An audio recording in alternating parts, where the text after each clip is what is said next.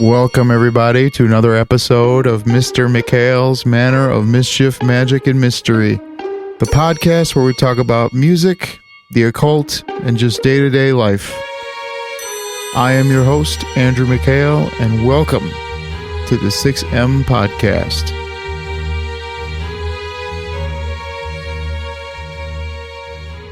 And we're back.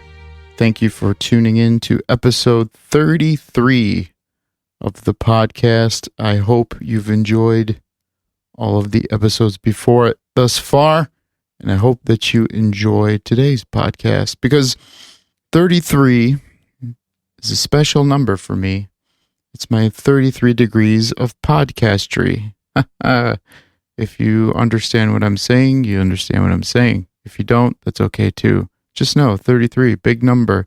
And I'm not only talking about Scottie Pippen's jersey number, the epic 33, or angelic signal, if the lizard was listening, 33. That's my number, apparently. So it's a big day today, big day, and I got a lot I want to get off my chest in this short amount of time that we have together today. But first of all, we got to introduce our sponsors, and that's, we don't have any sponsors right now because we are a DIY operation. And with the way things are going these days, these unprecedented times in the new normal, which I reject. I refuse to believe that this is the new normal, you know. Not talking about, sorry, I'm clicking. Not talking about the podcasting, you know, even though it's been starting to get some flack out there in the air and in the ether. No, I'm just talking about all of the things that are not politically happening, which, oddly enough, it just seems like a lot of people are missing, I guess you could call it that. They're not really seeing the other headlines that are happening. Perfect example. Today I saw on social medias, the Facebooks, all that something happened with Carol Baskin at Dancing with the Stars or whatever.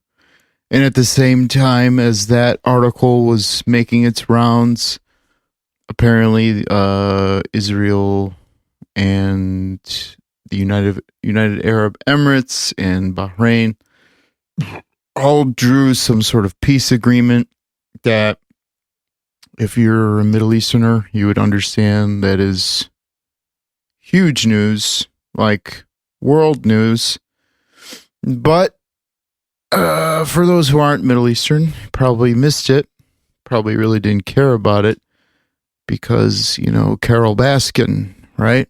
So, I don't know, I've been seeing a lot of weirdness in the on the internet, but the main thing that has been catching my eye as of late, and being that we're not touring or we're not gigging or doing anything aside from sitting in our homes at the moment, I'm really just subjected to like the small real life interactions that I've been having.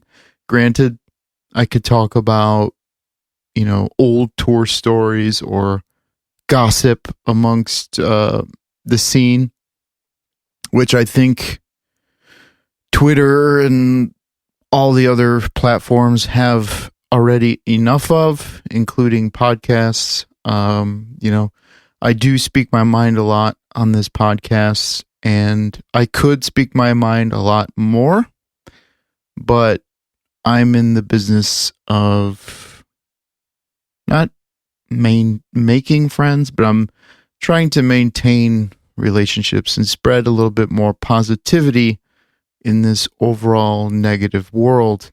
And oddly enough, it seems like the negativity is running extremely rampant. And, you know, you have your influencers, you have your, you know, your band guys, you have actors, actresses, writers, everything. And it just seems like, at least, on my end, seems like everybody is peddling some sort of, what's it called? Misdirected negativity. Everybody's hurting right now. I mean, that's not a, mystery.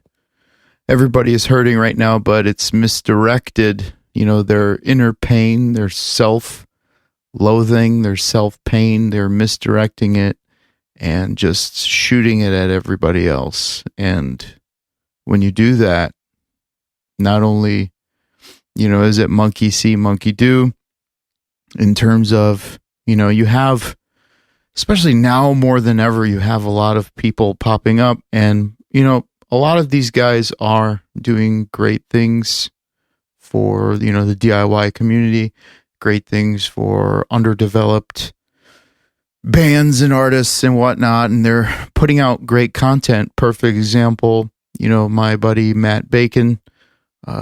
He's a great social media guy. He's been putting out constant content. I know, content. And, helping a lot of bands. Same thing with Finn McKenty, Joey Sturgis, like a lot of people that I've gotten to know, at least in my small circles. You do have your more mainstream guys and gals, but they are helping, and they have, the credentials to say, hey, I did this, or I work with this industry. This is how you, impress so-and-so. And then now you have like all these people that they're scrambling for a buck. They, and that's the same thing with like spiritual people. Like you have your false prophets, so to speak, right? You have your gurus that, buy my ebook, and I'll give you the keys to salvation. Same thing. Like you get a lot of these newer cats, these up and comers that are like, all right, this podcast says that I have to start this podcast or, vlog or website, blog, whatever the fuck, and sell my expertise, because that's what everybody's doing, selling my expertise, right? So that's what I say. It's like monkey see, monkey do. So you have these influencers influencing people in a good way, but you also have them influencing people in a bad way.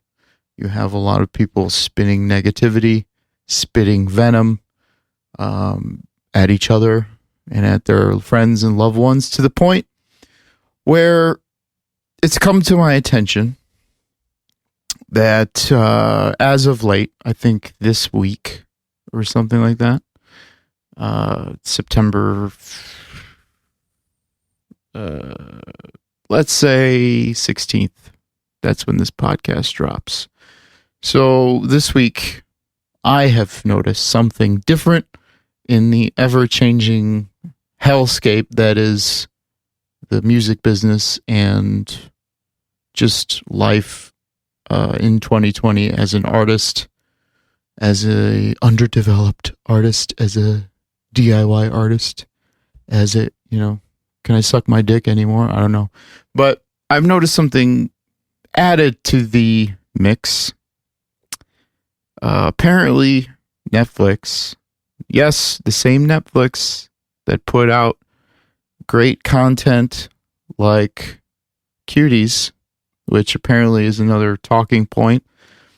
If you don't know what I'm talking about, apparently Netflix made some sort of movie or documentary. I don't know.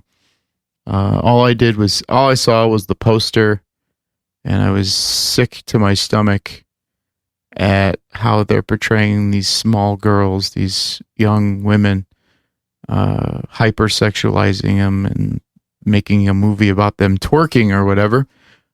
Even if it is empowering, I don't think it's appropriate to have basically free child porn for people that are afraid to go on the dark web or something like that. So I think it's bullshit. But I also think it was for a purpose.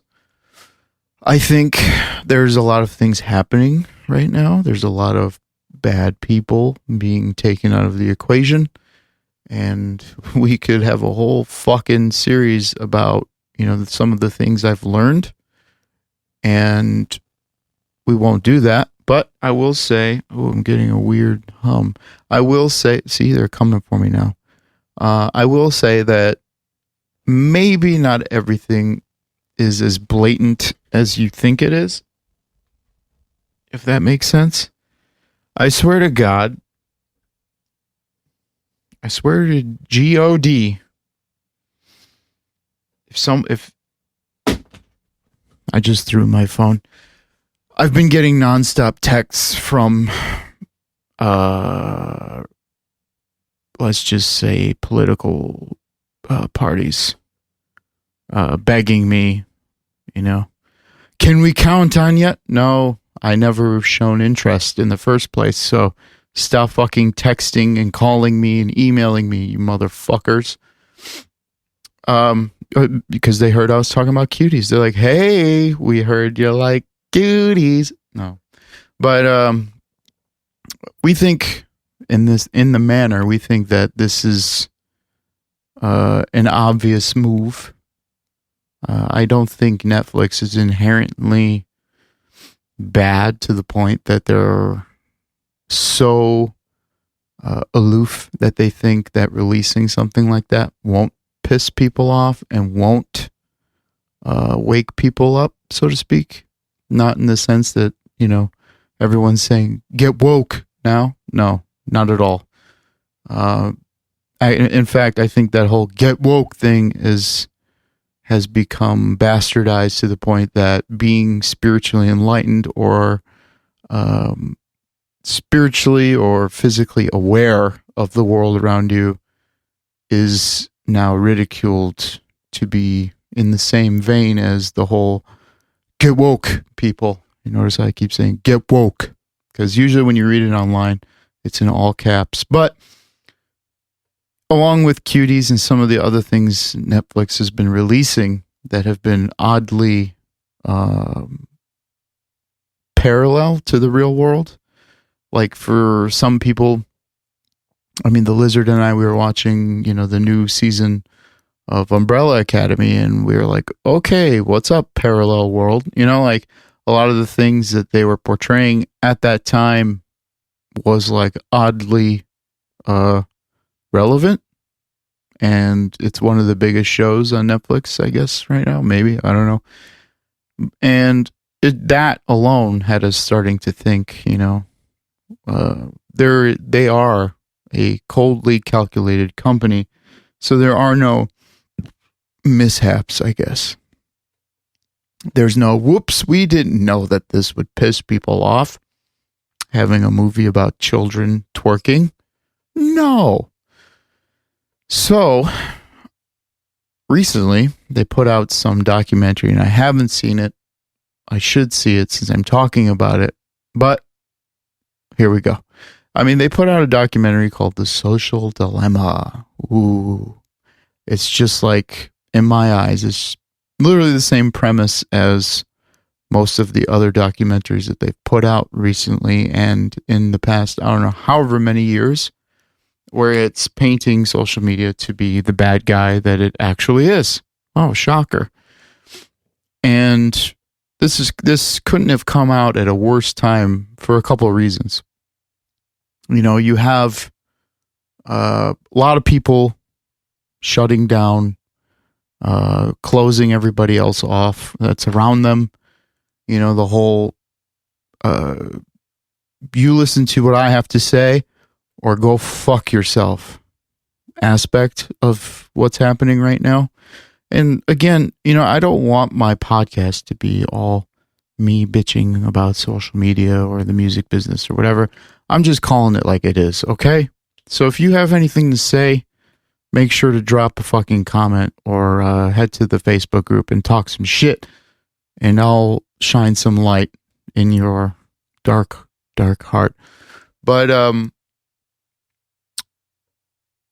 So it is a weird time because a lot of people are shutting off and getting upset to the point that they are annoyed, including myself. They want to Facebook, and I know I'm just harping on Facebook, but it is the biggest, social media network. And unfortunately, they also own Instagram and a couple other apps that a lot of people are using. And as a musician, as a podcaster, as a freelance, business person, I have grown I have submitted to the point I bent the knee, and I'm like, all right, Facebook, let's play the game. And it took me many years to learn, the algorithms. Don't do this, don't say that, don't do this, don't post that because it's gonna, suppress your posts and whatever. And if for those of you that are listening and you're like, what are you talking about? Read up on it. Like, the reason why all you're seeing is what you're seeing is because either sometimes they like to bombard you with opposite viewpoints. So people who are opposite to you to increase engagement, to get you talking, aka arguing with each other. Or they feed you nothing but, the same echo chamber bullshit that you spout off. And, if everybody's saying the same thing, no one's going to talk to each other. So they're like, oh, well, we're losing money. Bands, brands, and companies are paying us good money for ad dollars, memes and meme marketing, and all out just being nasty now is like a cool marketing ploy. So it's like, all right, we gotta make the customers happy because we know that they're going to be pissed off when we switch it up, because apparently they're going to be forcing their new design on us. And I've been fighting it ever since. Every day they're popping up with election tidbits at the top of my feed, which if I were you, if I was just not, you might be an artist or you might be a business owner or whatever. But if I were just like just a 9-to-5er, whatever, nothing really to do on Facebook or Instagram aside from like posting pictures of my kids, I honestly would have been off of that shit a long time ago. Especially when they start, every day reminding me, election, hey, are you registered for the election? Hey, did you know you could go here and then see that? Like, dude, fuck off. The first time I said fuck off, then stay fucked off.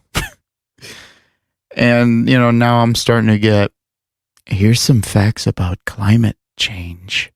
And it's dangerous in many ways because, in a lot of people's eyes, they are the authority.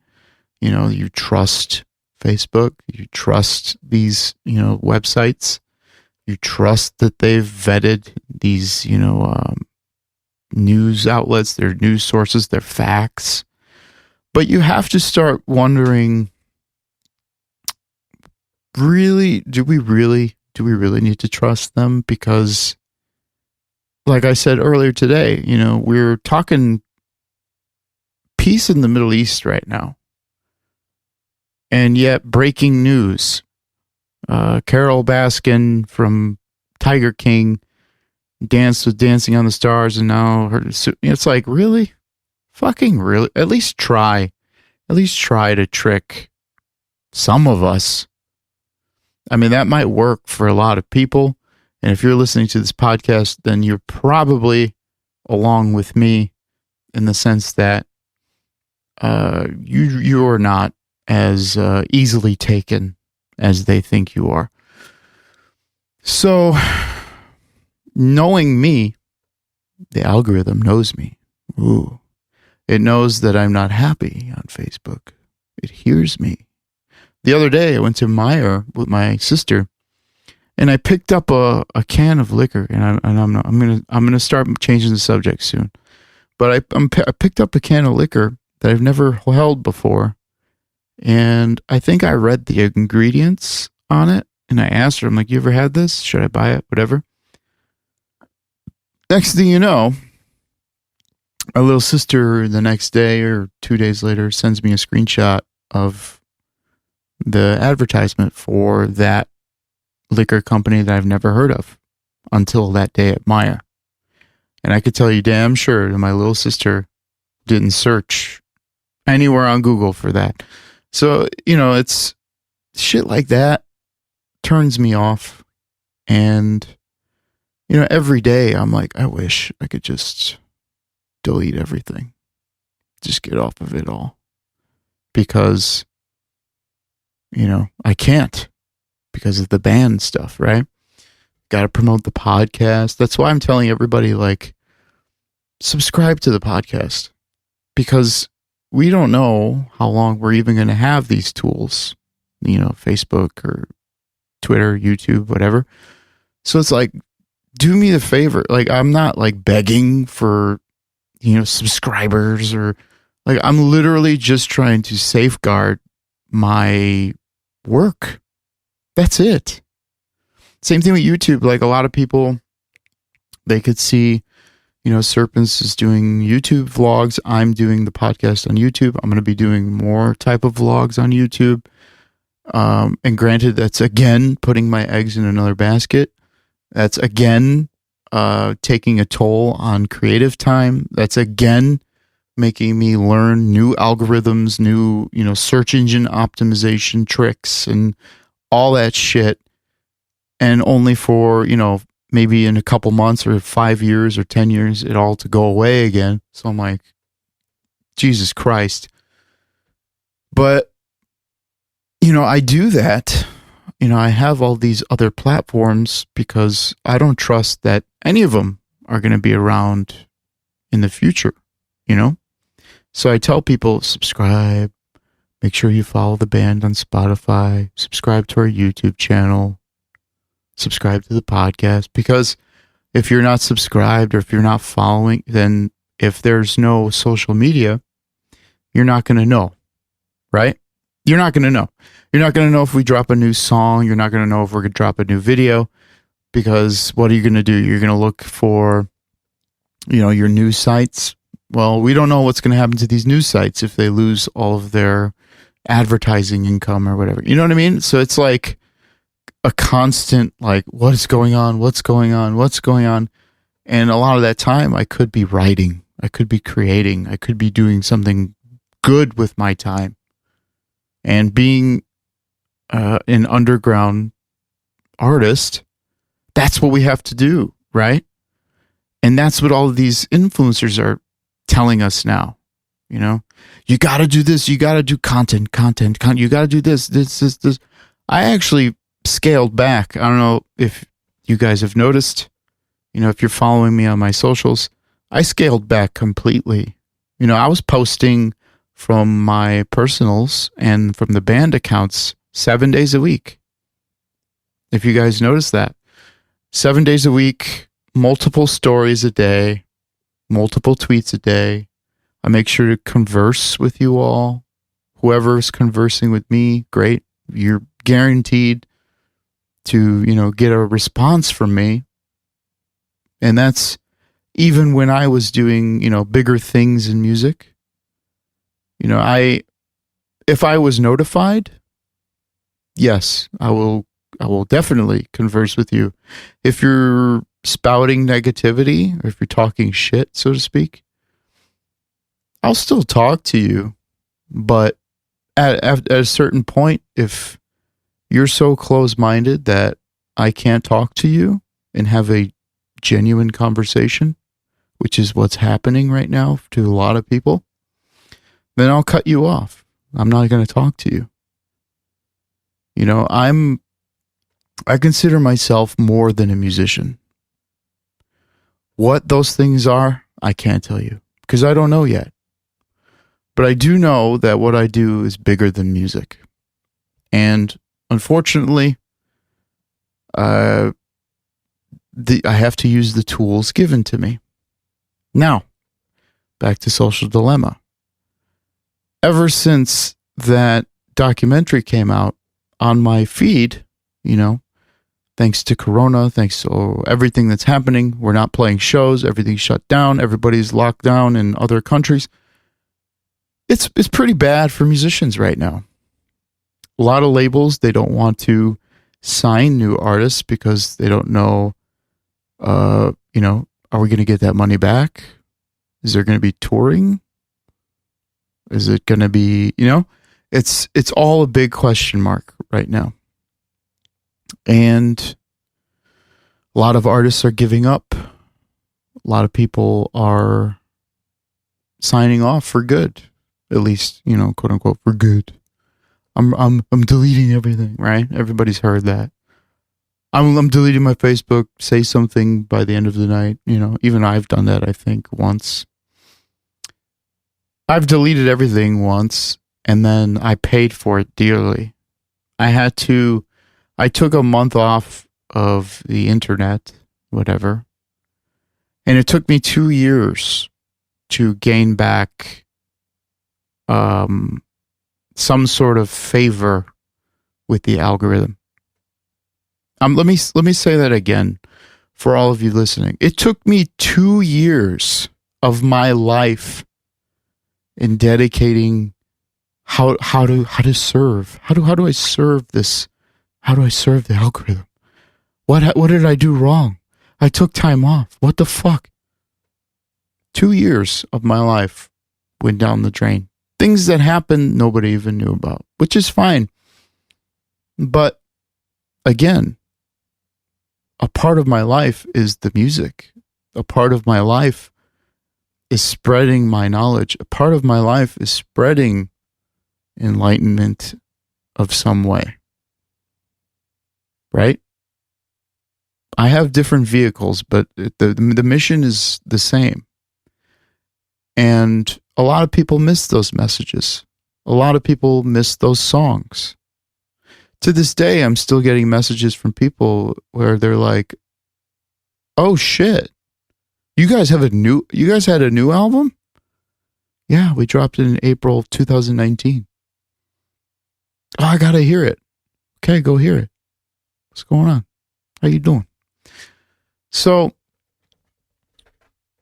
what's happening now is a bunch of people are deleting their accounts because of this documentary.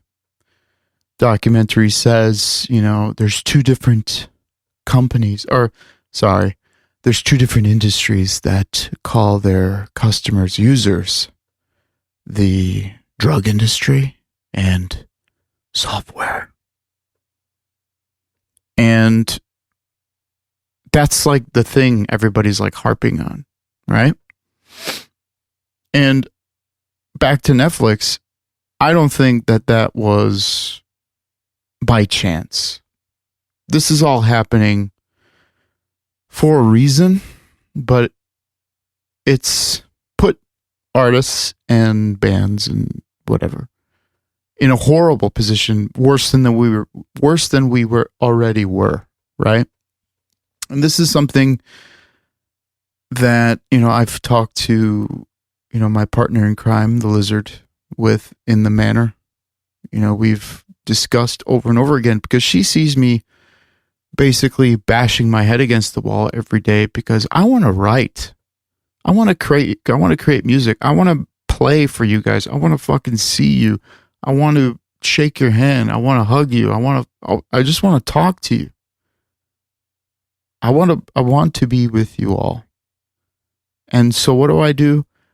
Every day, 7 days a week, 8 hours a day, minimum. I work on all things serpents, podcasts, YouTube, whatever. And then also make time for myself to grow spiritually, to take in what's happening every week. You can't do this because the algorithms changed this week, so you got to do this now. Okay, let me read more about it. Oh, you want I got a class. If you're like, okay, all right, can I get some real information from somebody?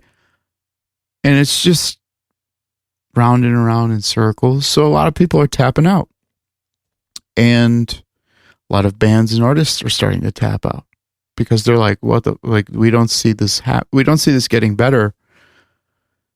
You know, if everybody's saying, oh, 2021 tours are going to be awesome. Yeah, because the tours that were scheduled in 2020 are going to happen in 2021. So all of the people that were, you know, booking the rest of 2020, like ourselves, we're fucked in the sense that, you know, every club's going to be backlogged a whole year.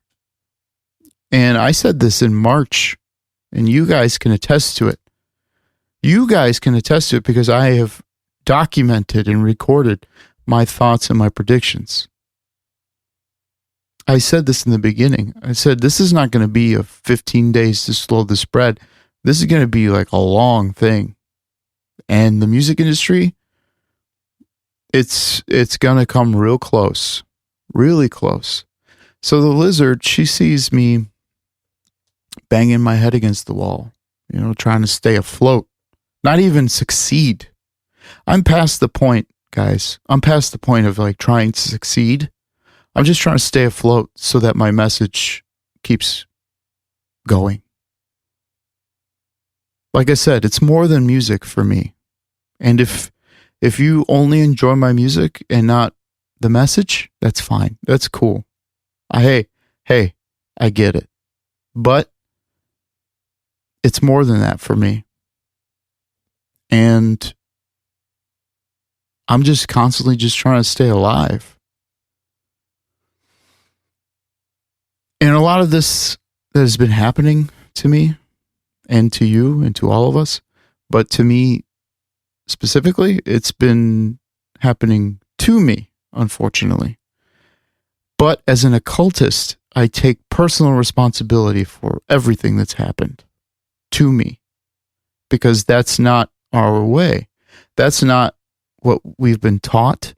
That's not what spiritually enlightened people are taught, to sit there and go, why is everything happening to me?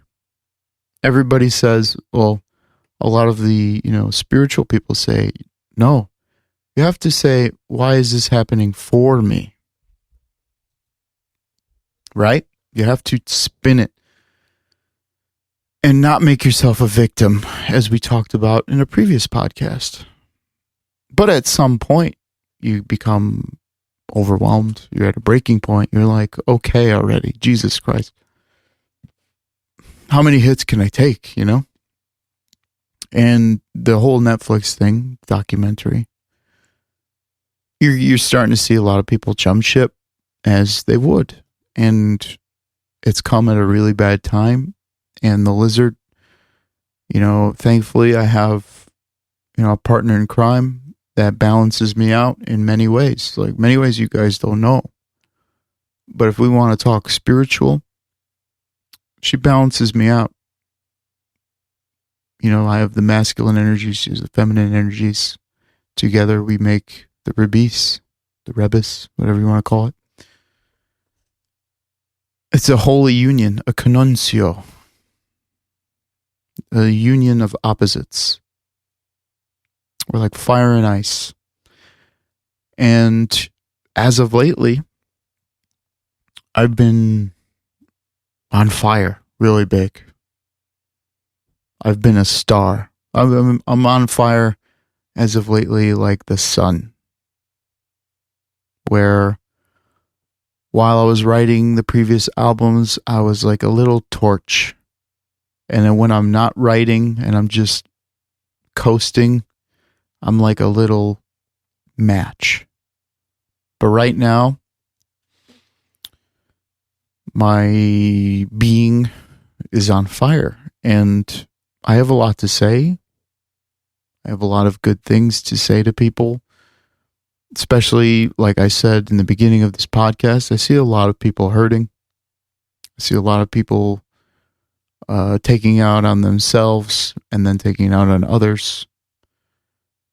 And like I was saying with social media, it's an echo chamber at some points. So if you're miserable, they'll show you misery. Oh, here's something to be more miserable about, right? And if you're even in a good mood, they'll be like, oh, let's see. How do we engage conversation? Oh yeah, show them something miserable. Make them miserable. It's a misery machine. And honestly, personally, from me to you, I've written about this stuff for the past 10 years. You didn't need a Netflix documentary, okay? If you're listening to this podcast, and if you listen to Serpents, US, have to add the US, then you've been warned 10 years ago about everything that's happening right now. Literally everything that's happening right now, especially to the hive mind, the human hive mind. I've written about this. Now, can I explain it to you? I do. That's what the YouTube vlogs are lately. Have you noticed that? If you've listened this far into the podcast, thank you, number one. Number two, have you noticed I've been breaking down what my songs mean? Now, here's a exclusive for you guys that are listening. This is why you guys are subscribed, right? You want exclusives. In those track-by-track vlogs, I know they're long. They're like 5 to 7 minutes each song. They're not even explaining in depth what the lyrics mean, what the song is supposed to mean, what the album means as a whole. They're just telling you just the simple breakdown. Simple. And I throw in little tidbits too. It's like a trail of breadcrumbs. I'm telling you in the videos that what's happening now, I was writing about 2013, 2014. And to my dismay, all it took was a Netflix documentary, as it normally does now. You know, you could tell somebody the world is on fire, which at the current juncture of recording this, the whole entire West Coast is pretty much on fire. And it's like, no one will listen until there's a Netflix documentary about it. And in that case, it's usually too late, right? Damage is already done. Well, guess what? The fact that we're getting this information now, even though if you've listened to my music, you've gotten the information long ago. But the fact that the mass populace is getting this now really means that the damage is done and it's really too late. So, to my dismay, again, I'm seeing everybody jump ship as if that's going to change anything, as if that's going to protect their privacy, as if that's going to, stop it. They already got what they wanted, right? They got your data. They got everything. They have the way you think, the way you answer questions. And honestly, a lot of people that have been asking me, why don't you do Twitch? That's what everybody else is doing, and more power to them. Hey, if you're making a living off of live streaming, what you do at home, do it. However, it's scary to think, it is terrifying to think that I have not seen one person question why Twitch exists. And I'm not saying why is it a thing? Why is it popular? I'm saying, why is that being peddled to us now at the time where everybody's, getting pretty much herded away like cattle away from Facebook, Twitter, Instagram. Oh, there's too many right-wing nut jobs. There's too many left-wing liberals. There's too many. So we're going to go here. We're going to go to Twitch. We're going to go TikTok, which is fucking worse. Oh my God. As soon as I got off TikTok, life has gotten so much better for me. And I have had clarity to think for myself and not have some fucking nobody, and I say that, some fucking nobody telling me how I should think. Sitting in their fucking whatever. And I'm not shitting on people who don't have a platform or haven't done what I've done or anything. I'm not drawing a comparison. I'm saying that just like what I said earlier, you have the people that don't have the credentials and they're spouting to you expertise, professionalism, whatever, just to make a buck.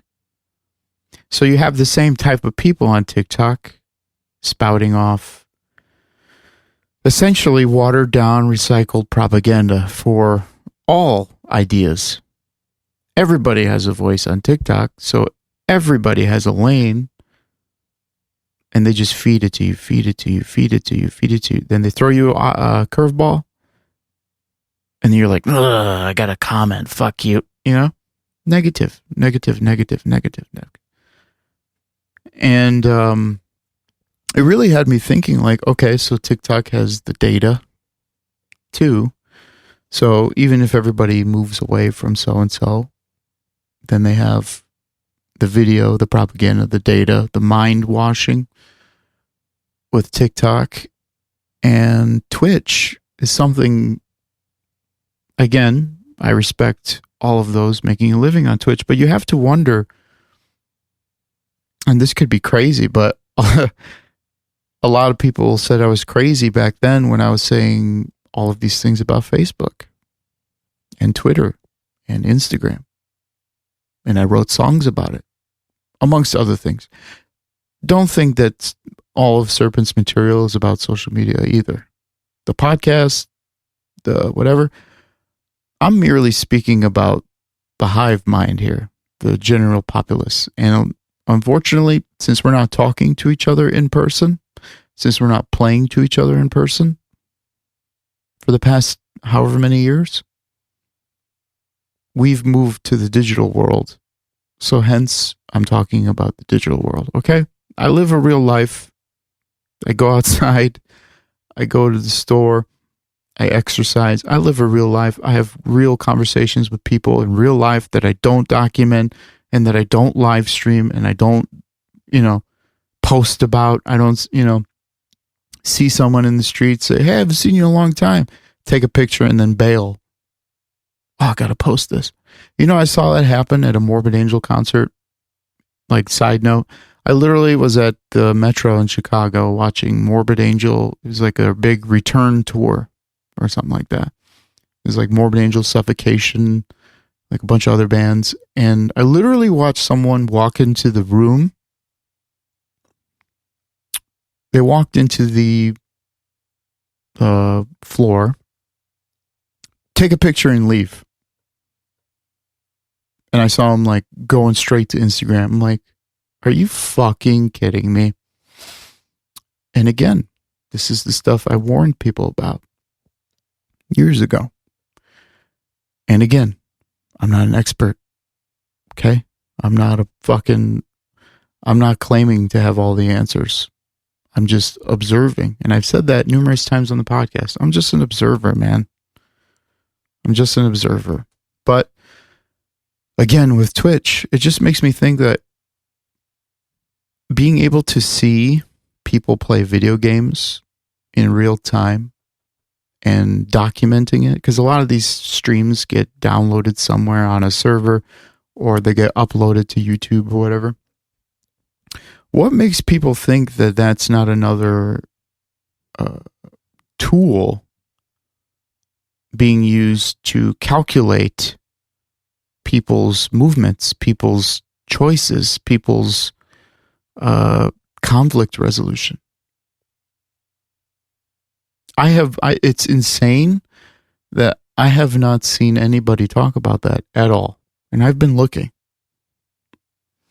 Yeah, it's cool to stream and put on a show. Like, hey, like I actually souped up my home studio.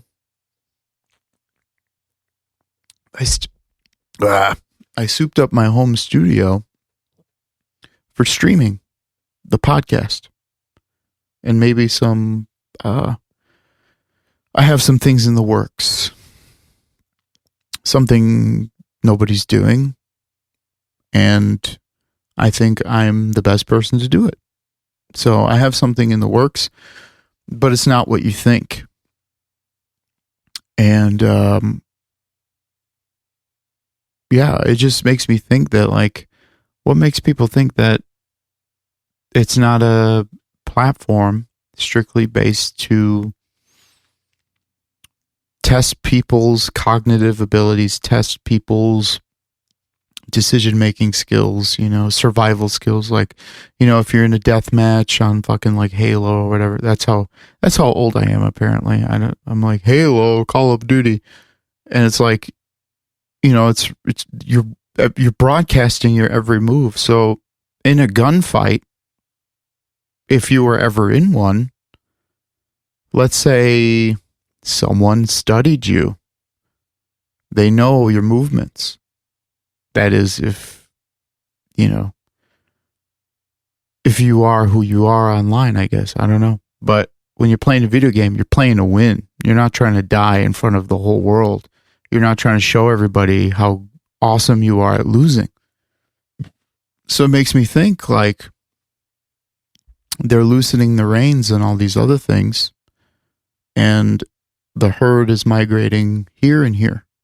The final frontier. So we got your thoughts, and all we need now is your actions, and we got to keep feeding you messages. So here's a couple videos of girls pretending to be cartoon characters and guys. And then we're going to throw in a couple propaganda pieces for you. Throw in a fart here and there, and keep scrolling, and we'll keep giving it to you. It's weird. And I think Netflix is starting to, you know, start to roll out some sort of campaign where they're showing everybody what's happening, what's wrong, and why it needs to be fixed. Or they're testing people to see. They're testing people to see if we're woke to be upset about it. I'm not saying Netflix is the good guy. I'm saying that something is obviously happening over there.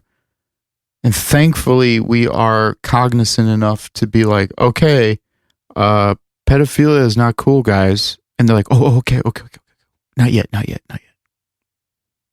Keep rolling with the, let's give them, you know, a couple more seasons of The Office. We'll renew Friends, and then we'll try it again next year. It's crazy. And, you know, it really had me thinking, what are we going to do? What are artists going to do? What are artists going to do when all of this essentially goes away, tears away, melts away? You know, and I was telling the Lizard, you know, when Ocean Zero got notoriety, let's say, we got a record deal. MySpace was the thing. You know, they heard about us on MySpace because MySpace essentially, at least to my knowledge, was some sort of open platform. You post, people will see it. If it's good, it's good. If it's not, people will still see it. They'll tell you it's not. You could try. You could try. You're an artist? Cool. Be an artist. People will see you. That's how it was, at least for me. And, you know, I had some duds. I had some duds in my career. Not saying I don't have one right now, but I did. And I learned, okay, people aren't ready for this one, so I got to shelf that and then do this. Let's try it another way. Same guy, same motive, but different approach. And I did that, and I did that. And Ocean Zero was one that caught. And then, took off. And when I left, Facebook was starting to be the thing for all bands. And when I left, going on my own on that platform was a recipe for bad disaster, because I thought personally that it would be equal playing ground, an open playing field, whatever you want to call it. And it wasn't. It wasn't. And it still isn't. And it hasn't been for all these years. But thankfully, if you're listening, then I've reached you, and I appreciate you for being reached. But it's taken me 10 years to reach you. So I would love for you to stick around, But it had us thinking, what are we going to do if this goes away? And I told the lizard, I said, our alternatives right now, as it seems, to reach, music listeners that want a social experience, they want to talk to us, they want to be, friendly with us. It's Twitch, YouTube, and even YouTube is Google, whatever.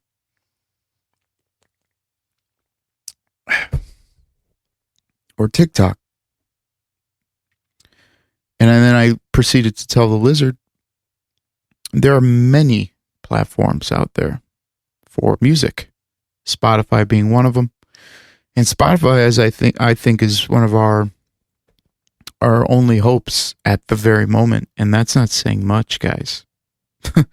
That's not saying much. But there is a social aspect to Spotify. But the problem is I think Spotify is starting to have an opinion that they are projecting onto us, as well as most people in power tend to do. So I think they're shaping the narrative, the dissonance, the negativity that we see now as well.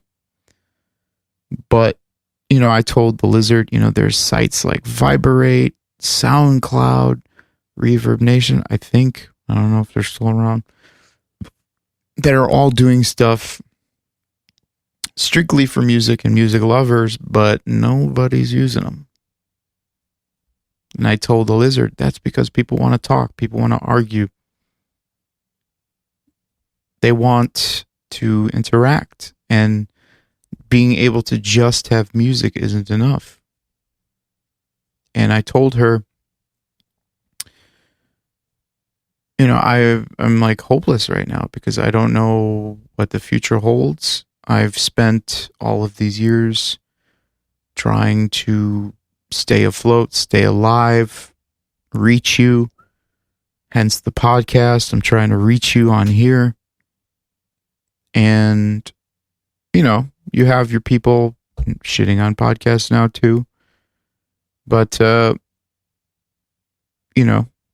I know who I am and I know my purpose, and I don't let anybody tell me what I'm doing is wrong.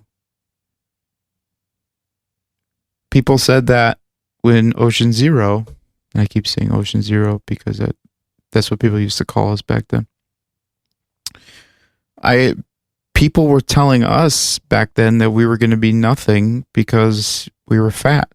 People were telling us we were going to be nothing because we weren't good looking enough to be on people's walls. Verbatim. Quote it. Not going to say who it was from, but let's just say it's from a prominent record label. A representative from a prominent record label told me to my face, "You're a great writer, great performer. However, your songs and your music should be played by someone else.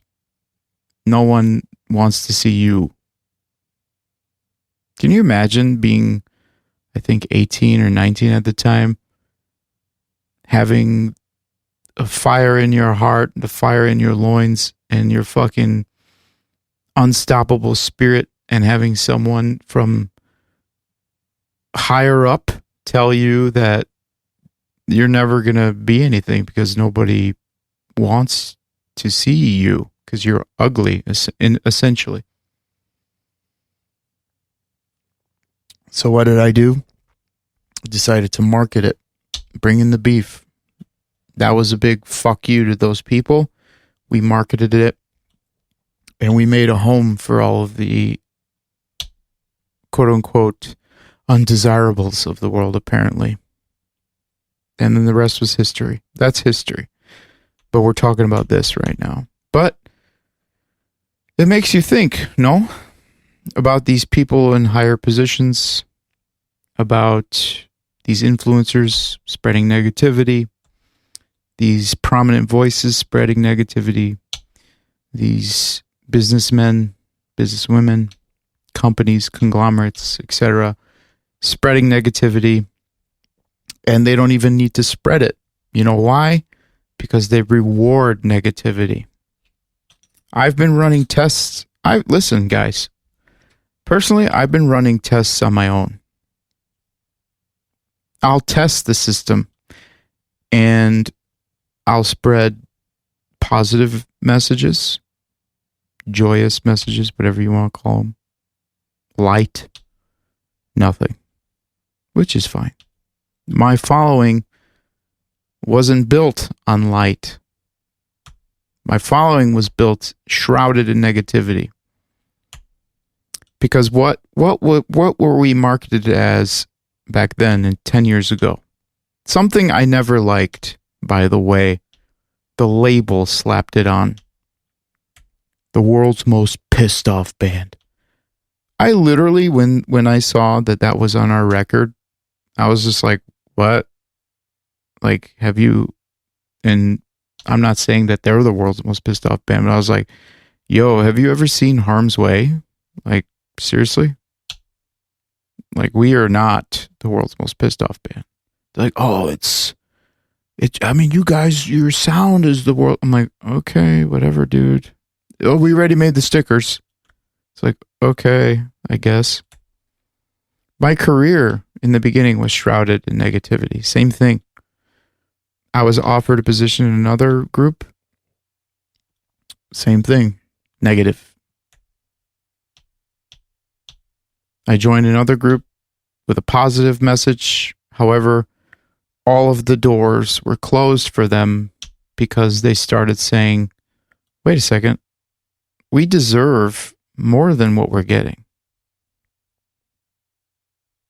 Literally, they were like, hey, and keep in mind, I wasn't in the band at that point. All I was told was the stories. So I could be wrong. I don't know. But from what I was told, it was they wanted what was their right.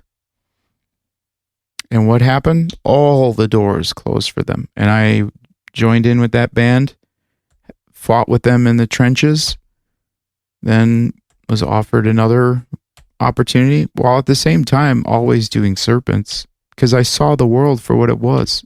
It was all inspiring for me. I was still getting the perspective I've always wanted to maintain. Part of my being is travel, conquering, getting to know people all over the world, getting to know what they think, how they think.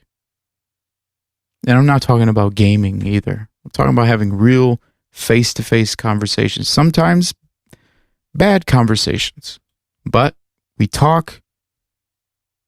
We know that we have differences, and that ends there. Shake hands, have a drink, fucking see you next time. But that last band, again, like the tagline for the band, and I've got nothing but respect for the guys, Same thing with all of the other bands I've been in. I have really nothing but respect. I appreciate them for taking me along in their journey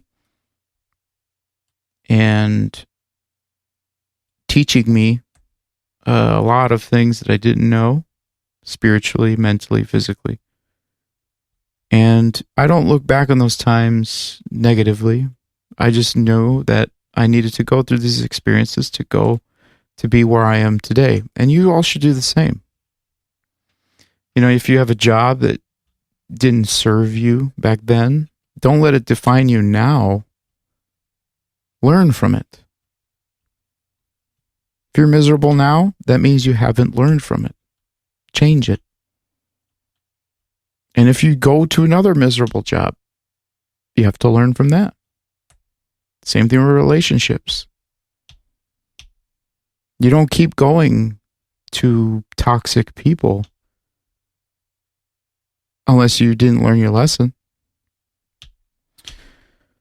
So, trying to learn my lesson and seeing that the system is built to reward negativity, negative people, negative habits. You know, I was thinking, like, we really don't have a chance in the world right now. We don't. Like, musicians, whatever, people in general, whoever.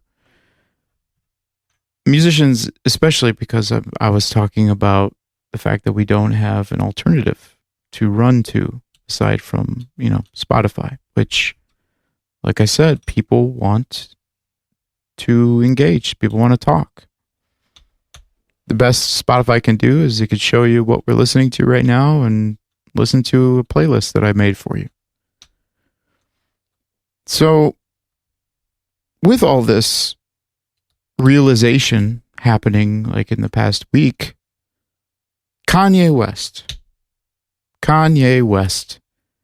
has openly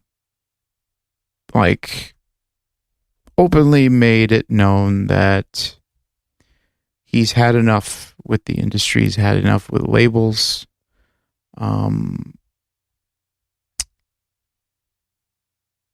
He has kind of went on a rant, as he usually does. And if you've noticed, you know, he's taking a real big liking to religion, at least in our eyes. In our eyes, we see it as religion, but I think it's something else, personally. It's a mindset. It's not religion. It's not what you think is religion or God or Jesus. And it might be. I don't know. Maybe. But, you know, when he gets out of line, you know, he kind of gets dragged through the dirt. All of the people that are supposed to be on his side basically leave him for dead until it's time to release another song or record. Then all of a sudden it's, oh, Yeezy's back. So, in that, sorry, I know, I'm reading his tweets. So he says, I need to see everybody's contracts at so-and-so and so-and-so. One of these labels he mentions I had a contract with as a subsidiary label, as a songwriter as well. So immediately I was triggered, okay? Because I'm like, should I show him my contract? I got royally fucked out of any sort of, for a year, I got fucked signing my life away in service of others, not myself. And again, I learned from that. That's why Serpents is my only right now. I'm tired of serving others when I have much work to be done here. So he says, I need to see everybody's contracts at so-and-so and so-and-so. I'm not going to watch my people be enslaved. I'm putting my life on the line for my people. The music industry and the NBA are modern day slave ships. I'm the new Moses. So a lot of that was from the heart, and I could tell because I've been there. I've wrote songs about it. And I don't know much about the NBA or the players, but I do know that they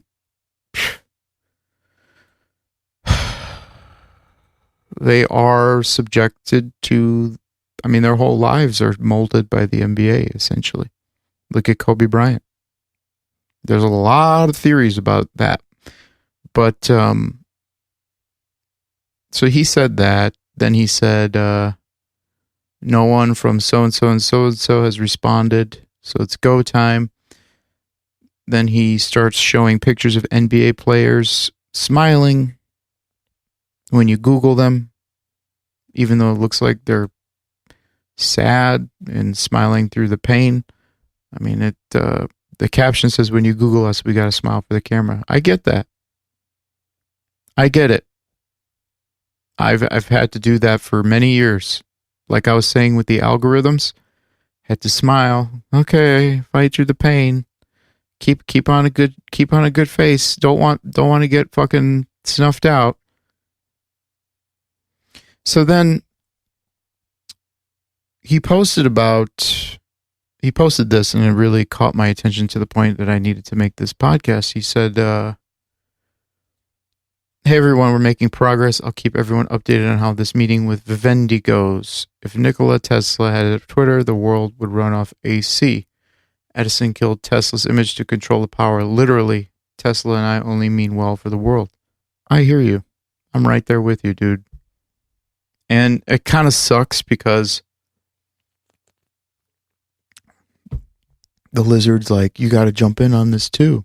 And I'm like, well, really only seems like he's favoring his fellow rappers, which are powerful people. And I think he's just trying to get powerful people on his side so that they could help all of us smaller fish.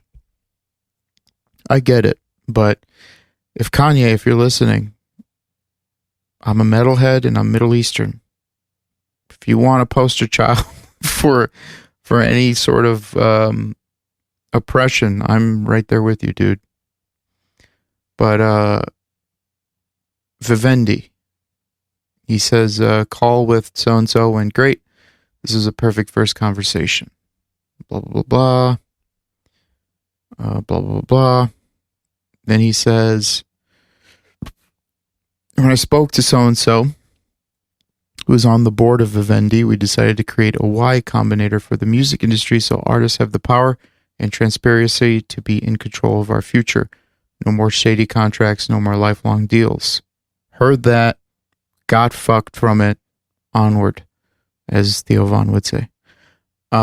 The Y Combinator started companies like Dropbox and Airbnb for the first time. It cleaned up contracts and made venture capital transparent. It empowered startups with the tools to succeed and grow their businesses. It changed the Silicon Valley game. Contracts in all industries need to be simplified now. Complicated contracts are how businesses, music companies, and sports take advantage of talent. We will expose these contracts and make them transparent now. Support new talent, startups, and amend all old contracts. I fucking love it. I fucking love it because as we're starting to see the paint wearing off the old chip, we're starting to notice that there's holes in the ship, right? There's holes. We're going to sink. And unfortunately, with Corona, with the social dilemma, all these things, it's only showing how vulnerable and how quickly we are sinking as artists, right? And I'm sure if you're listening and if you're in another industry, you would probably know that your industry is in its target as well, right? But I was thinking, I was like, what a coincidence. Here I am, literally banging my head on the wall, panicking, going, I have all this new material. I have all these messages I need to get out. I have all these ideas, and no one's going to be able to hear it. And the industry at this current juncture rewards negativity, and that's not what Serpents is all about. And I could tell you right now that Serpents has definitely taken a hit for the past 10 years for that fact. That's why when we first came out, I first said this is a movement, the movement. And people kept calling it the bowel movement. Yeah, I mean, it was funny. Cute. I get it. But it seems to me that 10 years ago, the movement started and the people naysaying it, I don't really see where they're at right now, but I bet you they should have jumped on with us. That's for sure. Because we're still here and we're more powerful than ever before. Like I said earlier, I'm like a star. I'm a bright sun in terms of fire. I'm on fire right now. And I know if you're listening and you're probably thinking like, okay, dude, get over yourself, right? I'm not talking about literally. I'm not calling myself a star. Saying I am like activated, musically and philosophy-wise. That's why I was, banging my head against the wall because I'm like, fuck, man. I've got all this beautiful music, beautiful, ugly, heavy music. It's heavy, soft, whatever the fuck you want, tribal. I've got all this music and I'm like, damn. As soon as I finish it, I bet you all of these things are going to come crumbling down. And I was hopeless until I saw these rants by Kanye, right? And who would have known I would have said that, in 2020. But I think what he's onto is something that is going to change the game. Change the game for the better, I hope. Change the game in the sense that when I write an album, here's an old story for you. Changes the game in the sense that when I write an album or demos or songs and I think that they're from the heart, and when the label, especially one that slaps the world's most pissed off band on your product, when they say it's not what we're looking for, do it over again. You know what that does? That transmutates the essence, my essence, the artist's essence, into what they want so they can sell it. They could care less about the art. And not all labels are like this. Please, please, please don't take these words wrongly. And I know how easy that is for anyone who's looking to start a problem.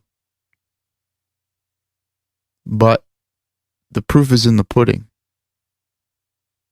The negativity is not going to stand very much longer. And honestly, the people that are holding on to this negativity and getting rewarded for it right now, they're going to be in a rude, they're going to have a very rude awakening when all of this comes to fruition. And I could be wrong, but I haven't been wrong yet. So hopefully maybe in 5 years, people can refer back to this podcast and go, oh, there's a new Netflix about this. There's a new Netflix documentary about, Kanye and going with Vivendi. You know what I mean? This is what I'm talking about. So if you're listening to this far, you've already started the journey with me. I appreciate you listening this far. So to close this out and to stop rambling, I thought something was weird about that name, Vivendi. And in that, I realized it's a conglomerate from Europe, beautiful Europe. And they own one of the labels that I was signed to. So it seems to me that Kanye has started to raise some questions, raise some eyebrows, and now they are willing to work with him to change what's happening. Maybe they're trying to do good. I don't know. Maybe the label's trying to take advantage of him. I don't know. Maybe Vivendi's trying to take advantage of him. I don't know. But when he gets all of these power players involved, it's going to be different. Credible people. I mean, I can tell you right now, Kanye, hey, if you're listening, I'm already in. So if these power players say no, you got one guy, at least from the underground, willing to say, I've been fucked for 10 years and I used it to my advantage. I got stronger. My art became more powerful. Because again, reminder, it didn't happen to me. It happened for me. I wouldn't be where I am right now, spiritually, artistically, and powerfully, if it wasn't for what's been happening to me for 10 years.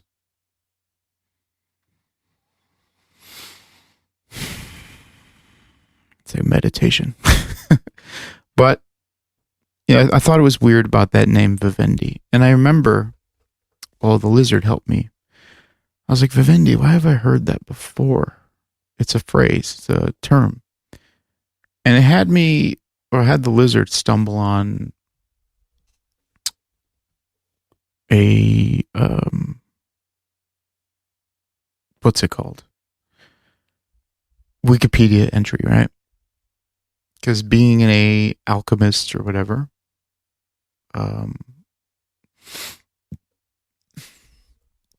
Latin is big, right? So I stumbled onto something called modus vivendi. It's a Latin phrase that means mode of living, mode of living or way of life. It is often used to mean an arrangement or agreement that allows conflicting parties to coexist in peace. In science, it is used to describe lifestyles. In diplomacy, a modus vivendi is an instrument for establishing an international accord of a temporary or provisional nature, intended to be replaced by a more substantial and thorough agreement, such as a treaty. Armistices and instruments of surrender are intended to achieve a modus vivendi. Weird, huh? I think that's pretty weird. I think what's happening is that he is actually trying to lead the fight in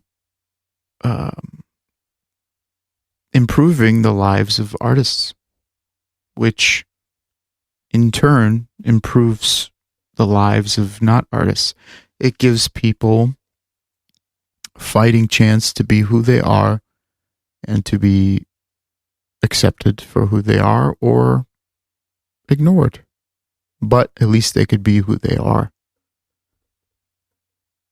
And especially if you're like me, you're tired of all these influencers, you're tired of getting sold classes, if you're tired of, having to learn every day a different hack, then the end of the day, you're like, I didn't write anything. Or at the end of the day, you're like, I've been scrolling all day. I forgot, where did the day go? Never mind. Time to play video games on Twitch.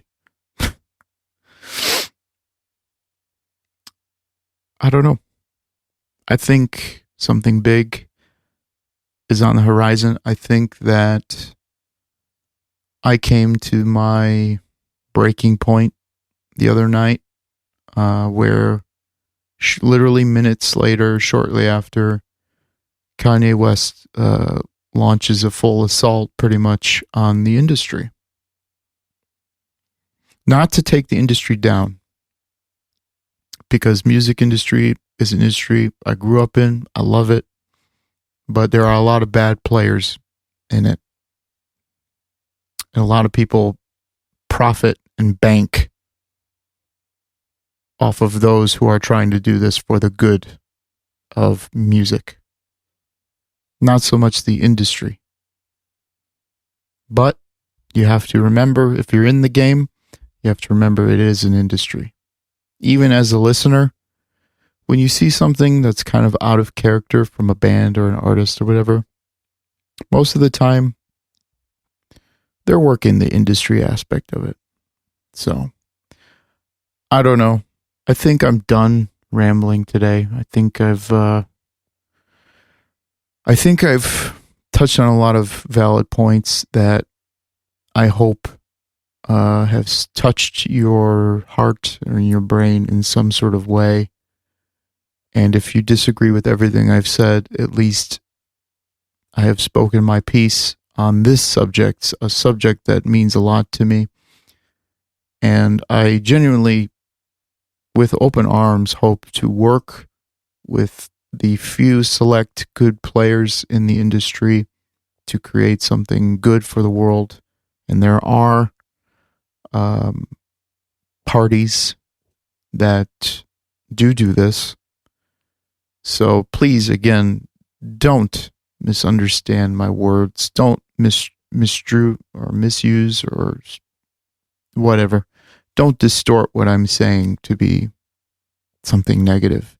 And if you do, in fact, distort what I'm saying to be an attack on either your label or your institution or your company or your dreams or whatever, then you need to rewind this podcast and hear me again.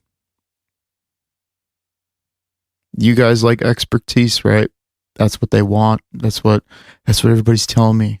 You know, be an expert. Everybody's an expert at something. Okay, so this is my expertise. I'm an observer. I'm a musician, an artist. And together, I've observed a lot. And I've been on both ends of the spectrum, my friends. Both ends of the spectrum.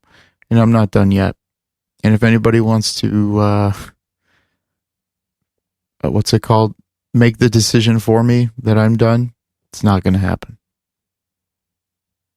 No. So, I think good is coming. And I hope that everyone is still with us at that point. And I hope that you understand me. And I hope that I've brought some sort of truth or light to you that you haven't thought of or heard before.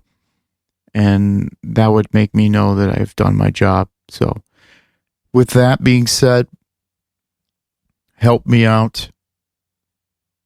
This is a DIY operation, just like the band, just like the YouTube.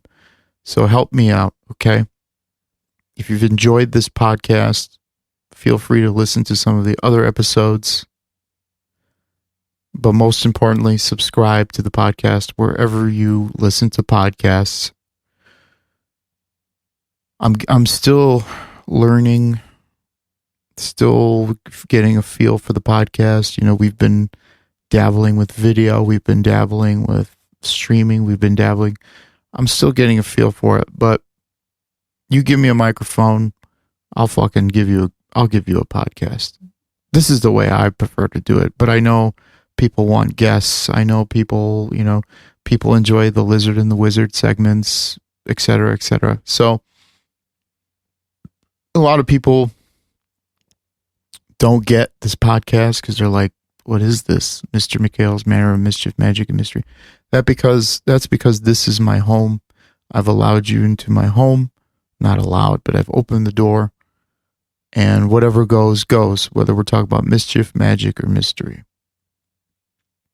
Whatever this episode was, that's for you to determine which this was. But like I said, subscribe to the podcast. That's like signing my home's digital guest book. Who visited today? Subscribe to the podcast. If you've enjoyed this podcast, and I know some of the other ones are a little bit goofy, but especially if you've enjoyed this one, share it, please.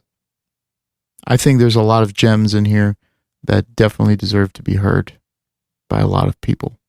So, another thing, if you want to get involved, you want to talk some shit, if you want to tell me I'm completely delusional, if you want to tell me I am on the right path, if you want to tell me anything, you want to request a guest, you want to do anything, join our Facebook group while it still stands. Facebook.com/groups/the6M podcast. That's THESIXM podcast. And being that this show has no sponsors right now, the only thing I'm asking you to do is head to our YouTube. Being that I am the singer and guitarist of Serpents US. Yes, that's me. Being that that is my passion project, it would mean the world to me if you could head to our YouTube and our Spotify and follow and subscribe both. Listen to our music, sure. Watch our videos, sure. Obviously, yes. But most importantly, if you can help us out simply going to Spotify, searching Serpents US, following us, throwing us on your favorite playlists, your workout playlists, your walking playlists, your whatever, sex playlists, whatever you got. Throw us on one of those. It really does help. And I try to return the favor by promoting your podcast, your playlist as well. So it's not always just gimme. Okay? I'm trying to help too. Now, in terms of YouTube, head to our YouTube channel, youtube.com/users/weareserpents, and make sure to subscribe and be sure to watch some videos. There's a lot of really good gems in there. So thank you for listening this far. If you did listen this far, you really don't understand how much that means to me. And I wish you well. And I hope that you've enjoyed this. Okay? See you next week for another edition of The Lizard and the Wizard, Part 13. Bye-bye.